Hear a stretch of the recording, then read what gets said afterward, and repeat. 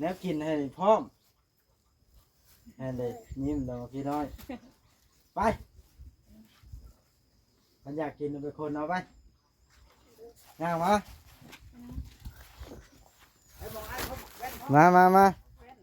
แม่พร้อม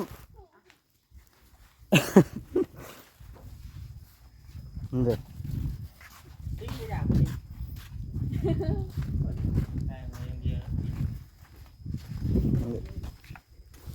เมื่อกี้ได้เมื่อเปลี่ยนชุดตัวมันใหญ่พอดีเลยว่าซื้อน้ำกินมาให้เรา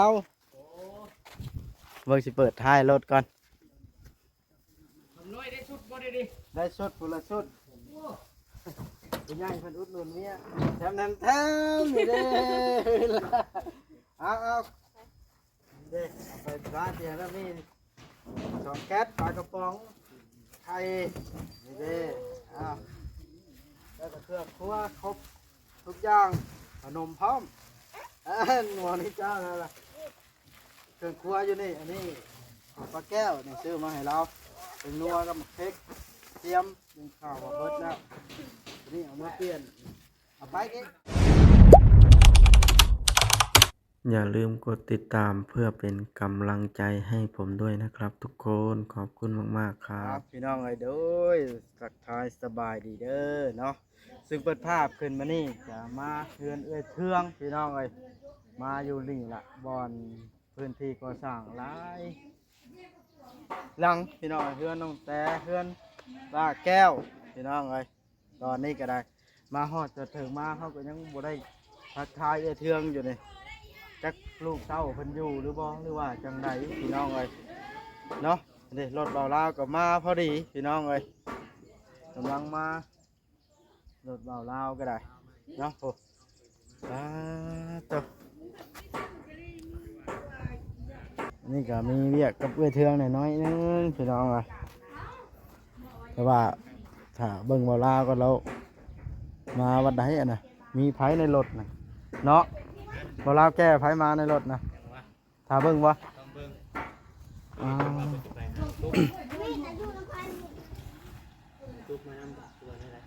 จังหวะถ้าเบิ่งกันรอรุ่นพี่น้องเอ้ยมีหลายบ่เด้อนี่เอาแล่น้องแต่คือหลายคนแท้น่ะไม่กูดีเต็มเพื่อนแม่น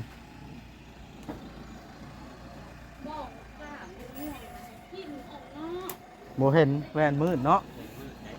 โมเห็นปะ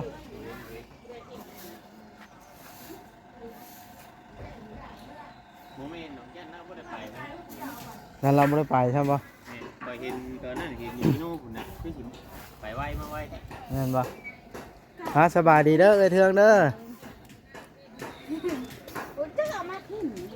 ได้ม่วงไหมใช่พักกันกินนั่นนี่ต้องเป็นติ่มไก่กับมันเพราะว่าเมืองวันนะโอ้เฮือนไอ้เทืองคือแปลนแท้นี่พี่น้องเลยยังมาได้บัดที่มวยเมื่อว่าบัดวายรถไว้ได้ชิบจอดอยู่พี่เทือมู่จะไปที่ชะโนะโอ้ยโมเป็นแล้วตูลาวเขานี่เราเก็บไปยังไงนะเอาเลยถอยมายังบาทนะตะบูทั้งเงินทั้งกระเก็บ31ได้รถรถเพิ่น31เลยผมเคยซื้อได้อีกรถตัวเองจะเชื่อเราอ่ะมันซื้อหรือถือเนาะจำชื่อเราเมื่อมันออกนะเมื่อคืนนี่ผมยังคือว่ามีแต่ได้เก้าซื้อพอคืนนี่คนกันมาดิได้เก้านะอยู่กลางเนาะ3ตัวเลยตัวที่ยังเหลือแต่ได้เจ็ดกับได้พวกผมมาปนพอไปได้เก้า3ตัวเลย4ตัวตัวหน้าได้เลย9 7เนี่ยกับ9 9 9 6แต่ว่ามันชวนกันมาดิเอาไม่ตู้ปั่นแน่บ่อยู่หั่นน่ะตู้ปั่นนี่เอาเลยตู้ปั่นก็เราต้องเด่นน้ำมูได้เราก็ได้เนาะโอ้ยเด็กไปนี่แล้วย่าเอ้ยแต่ก็เราบ่มีงูเราเข้าไปแต่ในบ้านผมเนาะบ่ม่วนเด้อย่าบ่ม่วนโดยเข้าบ้านนะม่วนเข้าบ้านแล้วม่วนกันปะนี่เขาต้องแต่มาอยู่แล้วก็สบายใจม่วนกูคืนกูม่วนบ่เอาเลย สบายดี สบายดี ดีโอเคสบายดีบ่ สบายดีไปเปิดให้ลูกพี่หรือว่าไง เปิดประตูให้พี่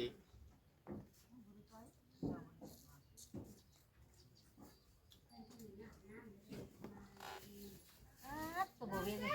บ่เวียนอันค่อยอยากว่าเจ้าข่อยสร้างเจ้าชื่อเพื่อว่าจนท้องแตกเวียน สั่งกันเห็นไหนเนาะ แม่นคิดว่าเฮาสิมี เงินอยู่ เวลาป่านนั้นได้ตู้เอ้ยดังเถือกะเจ้าเฮ็ดบ่ไปเลยท่านน่ะจังน้อยเจ้าสิโดนอีกเด้อข้อยเคยบอกเจ้าแหละ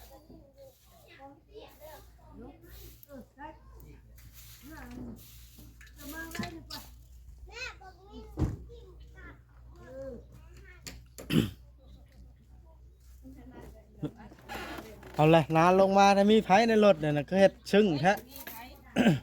ฮะ มีคนแล้วเนาะนั่นน่ะมากินอันนี้อีกแล้วกะ แค่คิดว่าไปหาน้องตุ๊ก ไปดิเนาะว่าสิไปแล้วอย่าทอนไหลครับโตคิดสนใจอยู่โทรหา ทางเบิ่งถ้าบ่จอยมาเนาะเจ้าโทรติดบ่ หาล่างน้องเด้อ เราบ่เปิดได้คอยโทร ทำไม ใช่ โทร เรา ที่จะสิไปหุ้น เราบ่เปิดโทรลองโทรน่ะ แต่ผิดห้อน อยากไปนั่งยันสวน เหนื่อยย่อยป้าบนั่งอยู่ละล่ากัน ไป ละ ยันผู้ดีเรามาบ่ นี่เด้เนี่ยอย่าบดไป ไปเนาะได้ ไปสิไป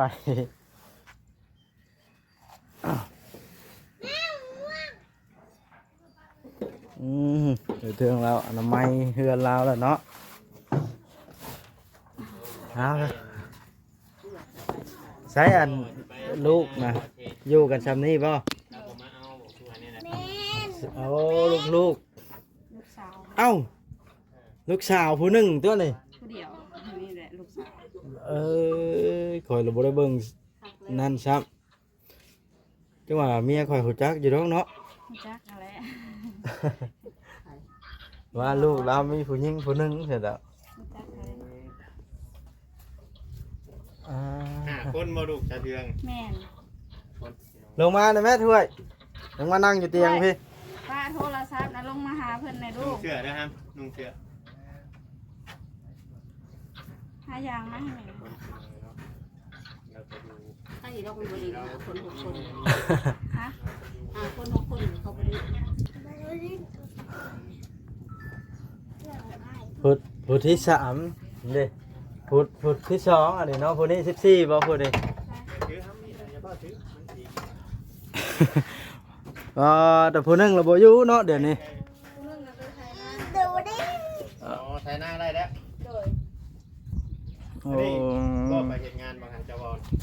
ขึ้นหน่อยนึงคือว่าไปเห็นงาน ไปกับอ้ายเด้ยายผู้นึงผู้นึง มานั่งเรียนก่อนเบิ่งเนาะคือว่าขาด ได้ เพิ่น โมล่ะโมนี่บ่โมทรงผมให้ตัดให้เราทรงผมเนี่ย ทิ้ง บอกกระทิ้ง อ๋อดูเลือดอ่ะดิวัยรุ่น กระทิ้งทอง อืม เพื่อนมาเลยอย่างนั้นมึงล้างมือมั้ย ล้างมือกัน กระ ป้า ทิ้งทอง ตา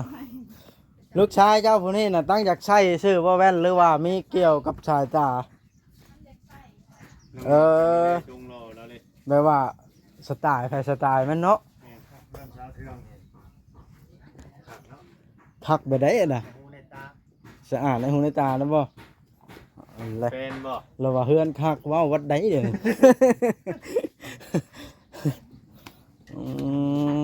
คนนี้ชื่อว่าในนายผู้ใหญ่นี่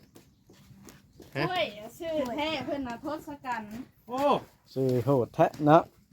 คือทศกัณฐ์ สมนูน่ะทศกัณฐ์ โอ้สำยักบัดนี้เนาะ เอาไปเที่ยวมานั่งเนาะอันแบบว่า คอยได้ยินแต่ยักษ์ได้ทศกัณฐ์เนาะ เอาตั้งแต่ผู้กกเนาะไล่จนฮอดผู้ล่านะชื่อลูกนะ ผู้กกนะชื่ออาหลิง อาลิงทศกัณฐ์ ทศกัณฐ์ทัศพล ปัดโทชื่อบ่ นิโคล่า โอ้แต่ละคนบ่ธรรมดา ภู เนาะ มิน ปัดโท ผู้มินอีกพุ่นน่ะ เจ้าต้องเอาบัญชีมาจดมันจะมันจะบ่ลืมนะ แม่ลูกหาพี่น้องไงเนาะ เก่งแฮงเนาะเลี้ยงลูกผู้เดียวโดยที่บ่มีผัวลูกน้อยๆหา ค่อย คน ก็ค่อยจะขอถามเด้อเจ้าอย่าให้ค่อยเด้อพ่อเดียวบ่หาคน บ่ คนน่ะพ่อบ่ 4คนนะคน อ๋อ อ๋อคนน่ะพ่อ โดย สามคนน้อยนี่พ่อหนึง 4คนพ่อหนึง อ๋อสี่คนนี่น่ะพ่อหนึงผู้ใหญ่น่ะพ่อหนึง บ่อันนี้พ่อผู้เดียว เอาผู้น้อยนี่พ่อสุดท้าย แม่น โอ้ผู้นี้ลูกตั้งหากผู้นี้เนาะเฮ็ดช่องผมตั้งหมู่อีก เออ เอ่อผู้นี้เนาะมักกันสบายดีค่อยแม่นบ่อีละชื่อนั่นล่ะเจ้านะจักปีแล้วผู้ล่า บิ๊กโคล่าว่าจะเว้า นิ กิน โคล่า บิ๊กโคล่า อืม เอา แต่เขาเอิ้นชื่อลิ้นนะแม่นอีโควิกเขาเอิ้น โควิด แม่น ไอ้ว่าเป็นตาเบียกอยู่ใกล้แท้นี่ มันเกิดพร้อมกันกับอันตอนอีหยังนะ โรคโควิดบ่ แม่นโรคโควิดอัน อ๋ นี้ อ 2019นั่นแหละ สองคนนี่นะอยากท่อกันนี่เนาะมาเวียง เห็นไหม อืมขาดแต่บ่อ้ายบ่ได้มานั่งน้ำจากทายให้เบิ่งแบบว่า ให้ซีเบิ่งเนาะ แม่นภาพอันที่เพิ่นครอบครัวเพิ่นนะเราเลี้ยงมาได้จังใดโดยที่บ่มีพ่อ เห็นแล้ววานนี่ข่อยรู้สึกโคตรหูขนาดวานนี่พาลูกกินแกงหน่อไม้ยุ่มๆ นั่งกินข้าวเต็มปึ้งพาเลยบ่ แม่กินแกงหน่อไม้ อืม ทางทางนั้นกินปลาเพิ่นอีกใหญ่เพิ่นเห็นนะ อื ทางนั้น ม กินปลาพาวายังมาทางนู้นแบบกินแกงหน่อไม้นะแม่งเพิ่นเลยโอ้ยว่ะรู้สึกอีตนหลายเพิ่นน่ะ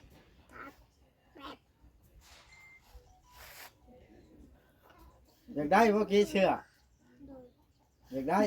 เดี๋ยวเบิ่งกล้องไปครับ เดี๋ยวมาเบิ่งกล้อง บ่ต้องก้มเด้อบ่ต้องก้มนะเด้อ ม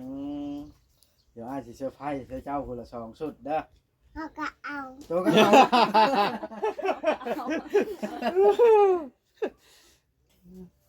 มันเมื่อสิย่างไปเอามาให้นี่แปลว่าคอยกับโบจักได้ให้เมียจัดให้เด้เพราะว่าเรามาเห็นอยู่เด้ลูกเอ้ยเทืองเนาะแล้วน่าสิฮู้ว่ามีผู้หญิงผู้หนึงเนาะ เพราะยันเราบ่เห็นผู้ใหญ่นะผู้ใหญ่เรา เห็ สิ นผู้พบ เราไม่เคยเห็นเนาะ อืม แต่บอกเราแล้วนะว่า เจ้าบอก 16ปี 16ปีได้อยู่ดอกจ้ะ เบิ่งไปเบิ่ง ไป นะ เอา ลงท่าบ่เว้ย แม่ๆเดี๋ยวเจ้าก็เอาบ่ โดย บ่เอาก็อย่าเป็นหยังเจ้าน่ะมีแต่ไปเด่นกี่ต้มน่ะ เมื่อวานนี่หมกโลกเลยว่า บ่เด่นเด้อกี่ต้มบัดนี้เด้อ โดยว่า กินข้าวกับหยังมื้อนี่ กินกับปลา กินกับปลา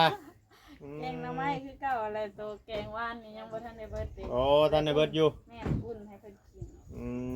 มผู้นี้จักปีผู้นี้ 14 ผู้นี้ได้จ้ะ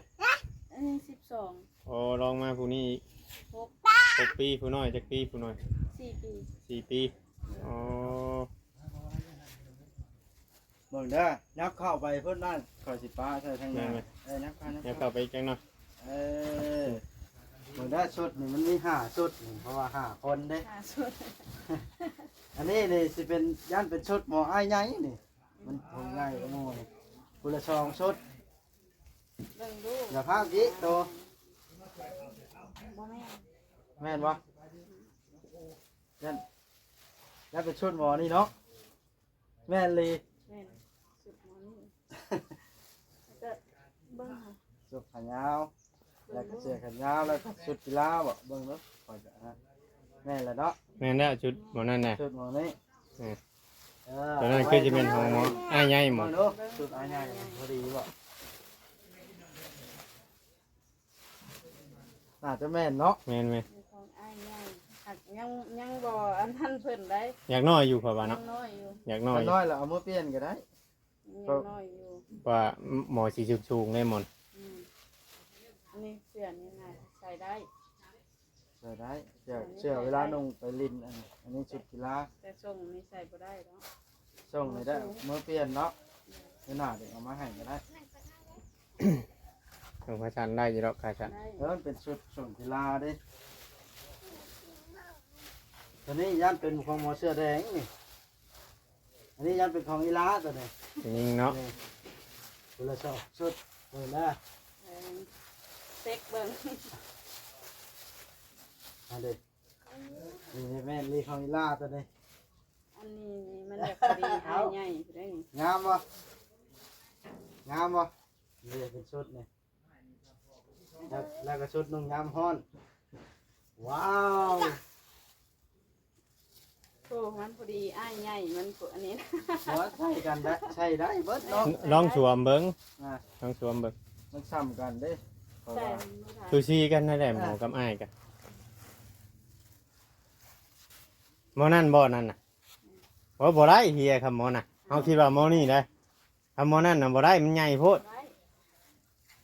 แม่นบ่ เออ ใหญ่โพดบ่กี้ซ้ำกันแล้วกับตัวนี้เชื่อ บ่เจ้าบื้อมึงแน่เชื่อน่ะตกใหญ่นี่ เบอร์หยังเบิ่งเบอร์กัน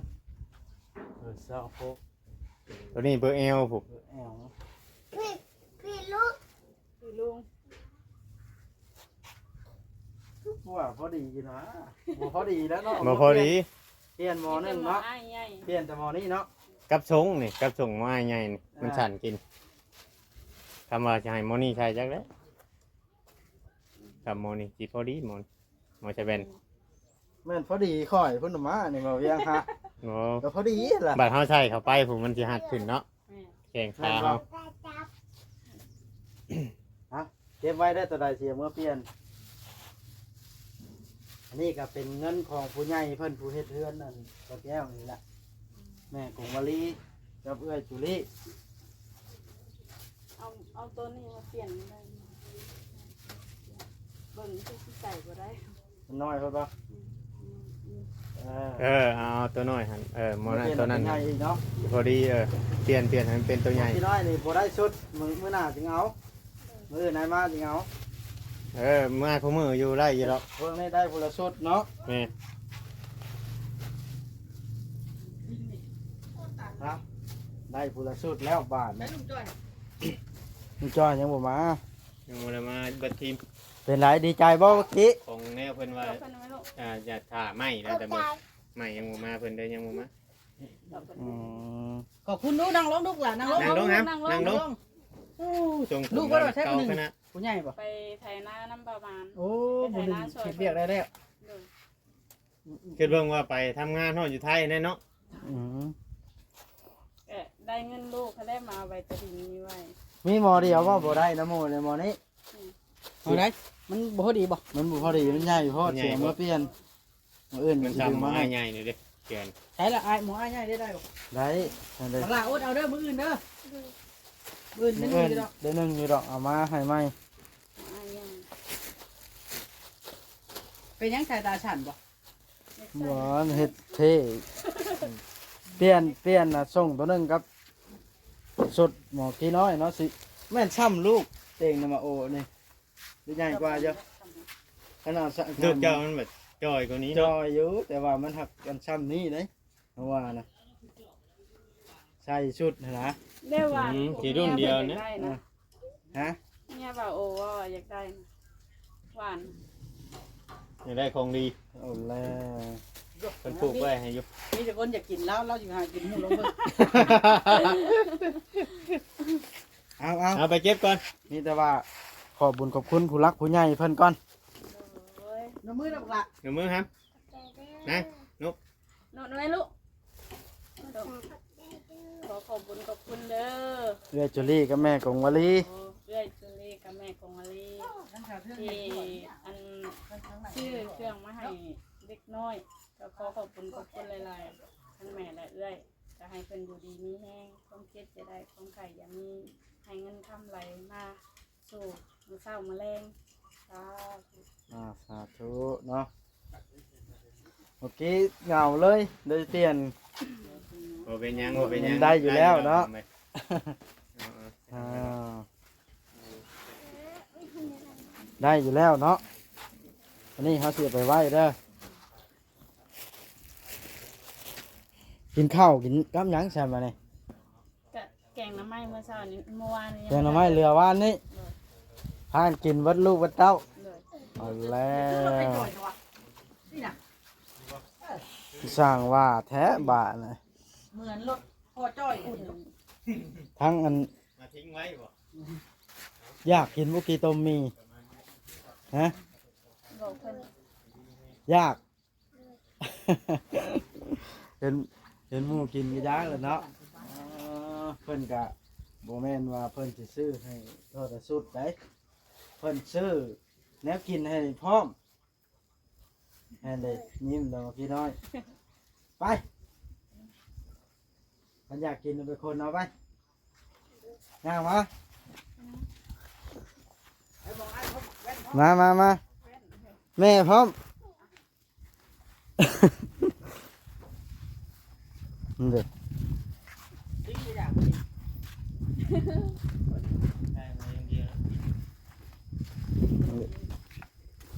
เมื่อกี้ได้มาเปลี่ยนชุดตัวมันใหญ่พอดีเลย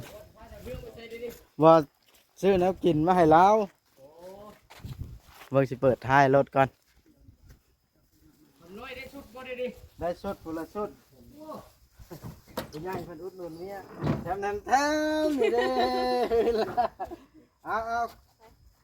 เด้เอาไปร้านเดียวแล้วมี2 แก๊สปลากระป๋องไข่นี่เด้เอาแล้วก็เครื่องครัวครบทุกอย่างขนมพร้อมหมอนี่เจ้านั่นล่ะเครื่องครัวอยู่นี่อันนี้ปลาแก้วนี่ซื้อมาให้เราเป็นนัวกับหมักพริกเตรียมเป็นข้าวมาเบิดแล้วนี่เอามาเปลี่ยนเอาไปกินอย่างนั้นละไป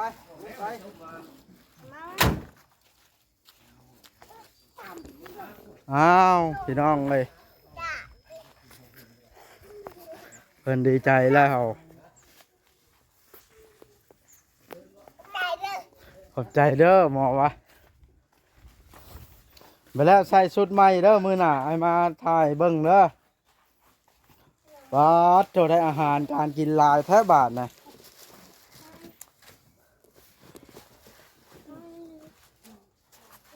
ดีใจบ่บาทนะสิได้อ้ายใหญ่บ่อยู่เนาะสิถ่ายให้เบิ่งเบิดอันทั้งอัน5 คนลูก5 คนน้องโควิดแม่นบ่น้องโควิดผู้หญิงฮะน้องทัศพลทศกัณฐ์ทัศพลเอาแล้วชื่อเท่แท้เอามีแต่ว่าบัดนี้ก็เบิ่งให้ผู้ใหญ่เพิ่นเบิ่งครบก่อน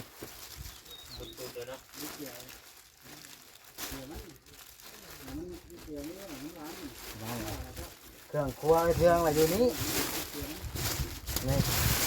อันนี้ขนมไก่กินรสจิเป็น